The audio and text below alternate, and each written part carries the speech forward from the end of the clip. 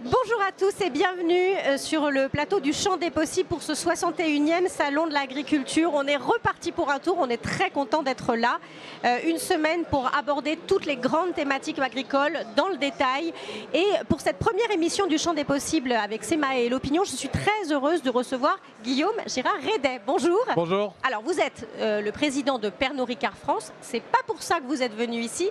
Vous êtes aussi le président de la Fédération des spiritueux, un secteur très important en France. Vous êtes arrivé à la tête de ce secteur en juillet 2024. Exact. C'est assez récent, mais vous avez eu le temps de bien prendre vos marques, de bien connaître ce secteur. Alors on va, avant d'aborder des grandes thématiques importantes, c'est un secteur très structurant pour nos exportations. Est-ce que vous pouvez nous raconter un petit peu ce que c'est ce secteur en France? Comment est-ce qu'il s'organise dans les territoires, par exemple? Alors, c'est un secteur qui a une grande histoire, puisqu'en fait, on a commencé à faire du cognac. Il y a probablement plus de 400 ans.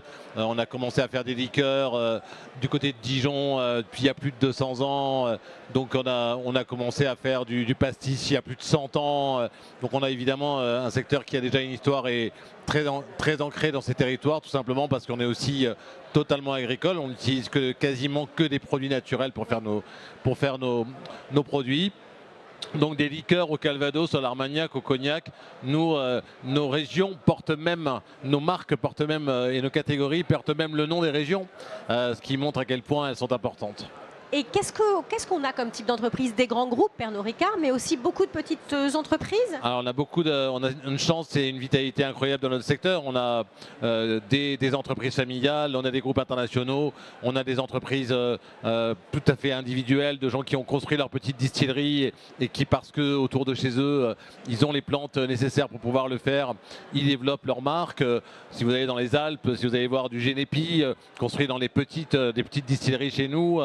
Donc voilà, on a cette chance d'avoir un secteur qui va de la petite entreprise au très grand groupe international. Et ça, c'est ce qui fait la vitalité de notre activité. Et c'est un secteur avec aussi de l'innovation, des nouvelles boissons qui se créent, qui émergent dans l'espace public? Ça, c'est sûr que si vous regardez le champ des liqueurs, qui est un secteur évidemment très important en France, on a beaucoup de liqueurs. On a un pays historiquement où les liquoristes ont toujours été très créatifs. Donc on a énormément de nouvelles liqueurs qui arrivent tous les ans. On a beaucoup de choses qui viennent aussi auprès des consommateurs. Quand vous regardez aujourd'hui, je pensais à des marques de cognac ou d'Armagnac qui ont réjuvéné, je vais dire ça, excusez-moi, rajeuni en tout cas notre secteur. Ça, c'est une chose. On a vu des liqueurs de menthe, on a beaucoup de choses nouvelles qui sont arrivées qui arrivent régulièrement sur le marché parce que tout simplement les goûts et les couleurs sont très larges dans notre activité. En tout cas, donc on n'est pas du tout tourné vers le passé quand on fait des liqueurs. Non. Alors, c'est aussi un secteur qui est vraiment très important pour la Ferme France. Vous l'avez dit, vous travaillez avec le monde agricole, vous avez besoin des matières premières. Mais c'est aussi un secteur qui est tourné, peut-être un des plus tournés vers l'extérieur de l'agriculture française avec les céréales et les produits laitiers. Sans doute, vous êtes une des locomotives du commerce extérieur. Oui, parce que je pense qu'on est un modèle d'excellence. Le modèle français, c'est de produire dans l'agroalimentaire, de produire de la qualité, de la très haute qualité, pourquoi? Parce qu'on a un secteur agricole qui est capable d'avoir des produits d'exceptionnelle qualité aussi. Donc nous, on utilise des plantes, beaucoup de plantes, très diverses. On utilise de la sucre de canne dans les îles, on utilise évidemment du fenouil pour faire du pastis, on utilise du blé, de l'orge, des plantes fraîches. Donc on a beaucoup de choses qui, grâce à la générosité des terres de France et au travail du monde agricole, nous permet de faire des produits incroyables et donc forcément d'avoir envie de les faire goûter au monde entier. Donc nos spiritueux plaisent dans le monde. Est-ce qu'on a une idée de la part des spiritueux produits en France qui sont consommés hors de nos frontières? Aujourd'hui, si on parle je vais prendre un monde avec vous, le cognac par exemple, on a plus de 95% de tout ce qui est produit dans la région de Cognac, qui est ensuite bu dans le monde asiatique, dans le monde chinois, dans le monde en Afrique, aux États-Unis. Donc on a une part d'exportation extrêmement élevée aujourd'hui grâce à cela, et ça fait en général de nous, avec nos collègues du vin, un secteur qui est un des 3 secteurs les plus exportateurs de France. Oui, le vin et les spiritueux, ça fonctionne ensemble. D'ailleurs, dans la balance du commerce extérieur, on fait un calcul global. Exact. Oui. Voilà. Mais les spiritueux ont un petit peu plus souffert cette dernière année. Alors ça, c'est le côté peut-être un peu plus sombre de cette histoire. Jusqu'à maintenant, ça a quand même toujours été une vraie locomotive. Et puis, en 2024, les exportations ont marqué un petit peu le pas, après une très très bonne année de 2023. C'est vrai, on marque un peu le pas. On a une année difficile et probablement une année 2025 qui le restera. C'est un peu nouveau parce que si on reprend juste de 3 ans en arrière, on avait l'impression que ce serait sans limite. On avait des problèmes pour produire tout ce que nos clients nous commandaient, tout ce que le monde nous commandait. Donc c'était la période bénie du post-Covid où les hommes et les femmes avaient envie de se voir, où le monde avait envie de partager de nouveau. Mais effectivement, là, on vit 2 éléments en même temps. La première chose, c'est que mondialement, l'ambiance n'est pas là, hein. Ça va pas très bien dans le monde aujourd'hui, tout le monde le ressent. Donc bizarrement, non, les gens se voient moins, les gens partagent moins, les gens ont des sujets, des soucis, et la consommation globale en général n'est pas géniale dans le monde entier. La deuxième chose, c'est qu'évidemment, on a aussi un monde qui a tendance à se fermer. On l'a vu récemment, on le voit encore dans l'actualité politique aujourd'hui. Et donc des marchés qui pour nous étaient totalement ouverts, comme le marché chinois, comme d'autres marchés, se sont rendus plus compliqués ces derniers mois. Alors justement, on va commencer par ça. Le marché chinois, ça a été une grosse source de préoccupation en 2024. Ça va sans doute le rester en 2025. La Chine a décidé qu'elle allait taxer plus lourdement les cognacs. Et vraiment, presque exclusivement les cognacs. Enfin, on dit les brandys, mais c'est surtout du cognac. Qu'est-ce que ça a eu comme effet sur la filière et qu'est-ce que ça peut encore avoir comme effet sur la filière? Ça a un effet très important sur notre filière. Nos collègues du cognac et toutes les marques, et on a la chance d'avoir un secteur où il y a des très grandes marques internationales, entre guillemets, mais aussi plein de petites marques qui ont réussi à avoir des performances exceptionnelles à l'exportation. Aujourd'hui, on a un coup d'arrêt très élevé, d'une part parce que la Chine aujourd'hui effectivement nous pénalise pour le moment, et j'ai envie de dire j'espère pour le moment, dans la capacité qu'on a en nous posant des tarifs douaniers plus élevés que ce qu'elle nous mettait préalablement. Elle le met en rétorsion de position aussi, de barrières douanières que nous avons mis sur des véhicules électriques chinois. Donc oui, vous êtes pris on est au milieu d'un jeu, voilà. J'allais dire boire ou conduire, il faut choisir. Là, il se trouve qu'on ne va pas conduire peut-être de voitures chinoises en Europe, mais malheureusement, nos amis chinois n'ont pas la chance de pouvoir déguster nos excellents cognacs. Et là, vous avez un espoir que cette situation puisse s'alléger un peu dans les prochains mois? Qu'est-ce que vous savez des discussions qui ont lieu? Il y a beaucoup de discussions qui se passent aujourd'hui. Elles se passent au niveau européen, elles se passent au niveau mondial. Bien sûr qu'on a l'espoir, tout simplement parce que on boit du cognac en Chine depuis le 19e siècle. Des éléments conjoncturels politiques, il n'empêche pas que les Chinois aiment et connaissent le cognac. Et donc cette tendance-là, il n'y a pas de raison qu'elle s'arrête. Donc il faudra bien qu'à un moment donné, on retrouve les ingrédients permettant de faire en sorte que ces formidables produits qu'aiment beaucoup nos amis chinois, ils puissent de nouveau être disponibles pour eux. Alors, le moment est vraiment un peu inquiétant pour la filière parce que, outre la question chinoise, donc, qui est désormais, il y a ces tarifs imposés, il y a aussi la grande question américaine. C'est un gros marché pour les produits spiritueux français, les États-Unis. Le monde est devenu assez fou depuis quelques temps et vous avez aussi l'inquiétude de voir des tarifs, donc des tarifs douaniers imposés sur vos exportations de spiritueux. Non, je sais que le président Macron se déplace par ailleurs aujourd'hui sur le salon et demain prend un avion pour Washington. Il va voir monsieur le président Trump.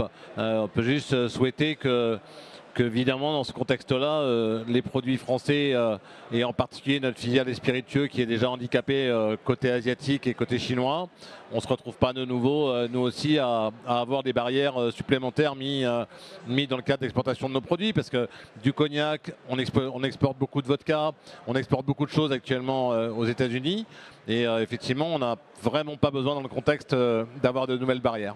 Alors ça, ce sont les points un peu crispants. La Chine, les États-Unis avec du doute, la Russie qui est un marché qui s'est aussi un peu fermé avec la guerre et qui est quasiment à l'arrêt pour les exportations. Pour le moment, oui, c'est sûr.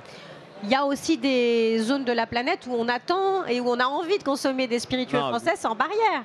Non, bien sûr, je pense on a la chance d'avoir une telle diversité, une telle largesse de produits à offrir au monde entier dans le cadre des spiritueux, qu'on est absolument certain qu'on peut réussir partout, en fait, très concrètement, que ce soit avec nos rhums, que ce soit avec nos liqueurs, que ce soit avec même nos whiskies français, que ce soit. Donc on a énormément à offrir au monde entier.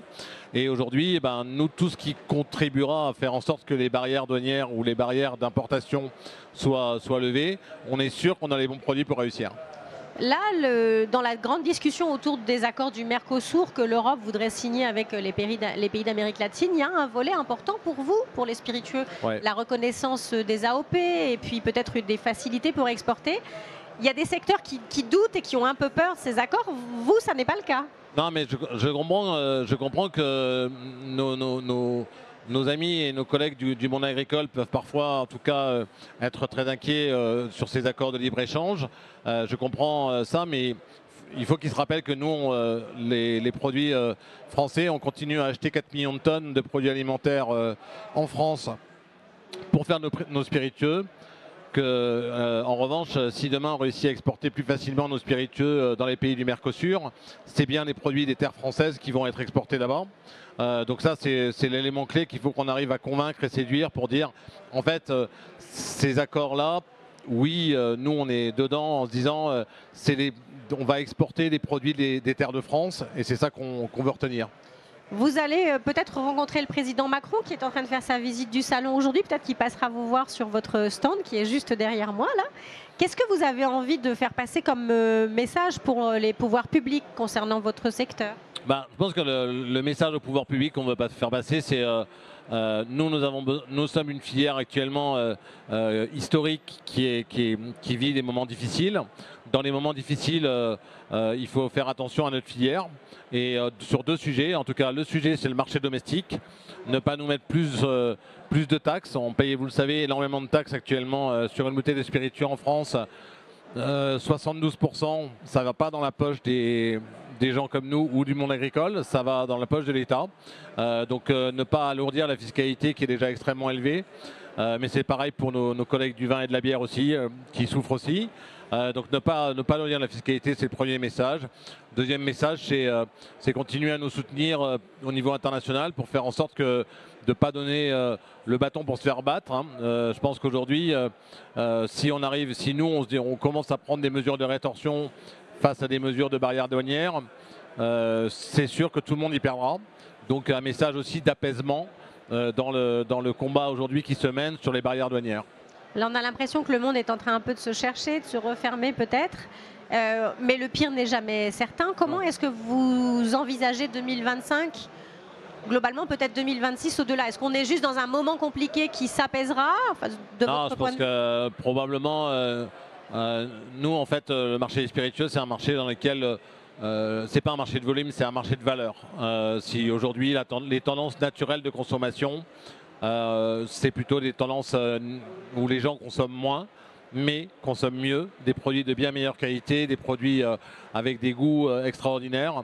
Et donc aujourd'hui, cette tendance-là, nous, on a été capable, entre guillemets, de vivre avec une tendance où le volume est baissier, mais la qualité est meilleure.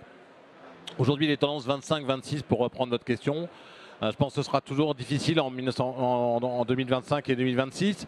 D'une part parce qu'on ne voit pas forcément d'éclaircie à aujourd'hui sur la partie exportation et on voit toujours une situation compliquée sur le marché intérieur.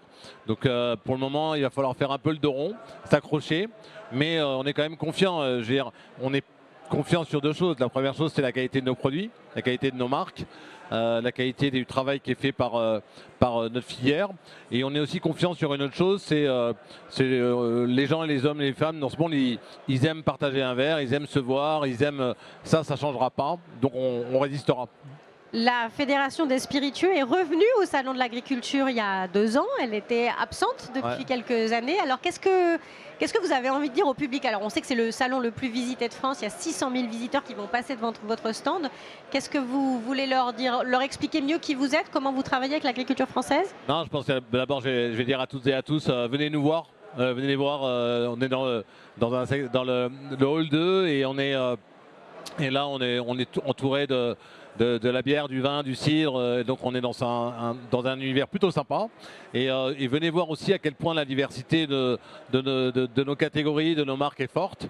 Vous êtes les bienvenus sur le salon. Vous êtes dites à vos amis de venir et revenir sur le salon de l'agriculture. C'est pas seulement un des plus beaux salons de France, c'est vraiment les plus beaux salons en Europe. Donc amenez-vous amis, venez voir toutes nos marques, nous vous accueillons avec plaisir. Je le vois là, hein, il est très beau, il est derrière, il est vraiment c'est un très joli stand avec des sortes de nids d'abeilles. Venez faire on voit des belles couleurs, c'est très joli. Merci. Je vous remercie vraiment Guillaume Girard-Reder pour ce point précis. On a envie de savoir comment tout ça va évoluer. On croise les doigts pour ce secteur si important pour notre agriculture.